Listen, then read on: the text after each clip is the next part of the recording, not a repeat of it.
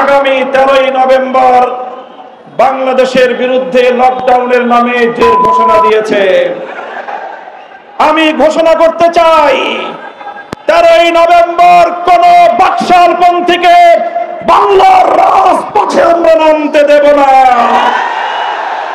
যদি কেউ নামবার অপচেষ্টা চালায়, আমরা তাদেরকে রাজপথে মোকাবেলা করব ইনশাআল্লাহ। আর না হয় আপনি 72-এর বাকশালপন্থী,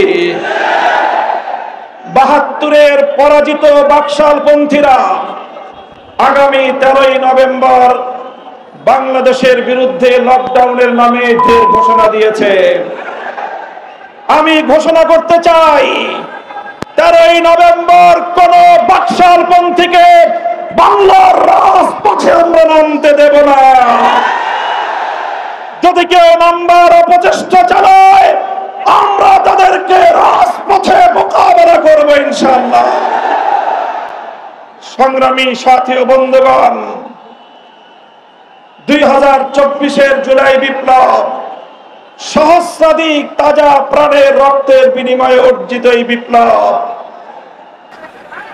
আজ এই ঐতিহাসিক পল্টন ময়দানে দাঁড়িয়ে আমি স্পষ্টভাবে দেখতে পাচ্ছি বাংলাদেশ আজ দুই ভাগে বিভক্ত। এক ভাগ 72-এর বাকশালপন্থী, আর এক ভাগ জুলাইয়ের বিপ্লবপন্থী। আজ বাংলাদেশের প্রতিটি রাজনৈতিক দল এবং পক্ষের কাছে আমার সুস্পষ্ট জিজ্ঞাসা, সবাই যার যার অবস্থান পরিষ্কার করুন। হয় আপনি জুলাই বিপ্লবের পক্ষপাতী, আর না হয় আপনি 72-এর বাকশালপন্থী।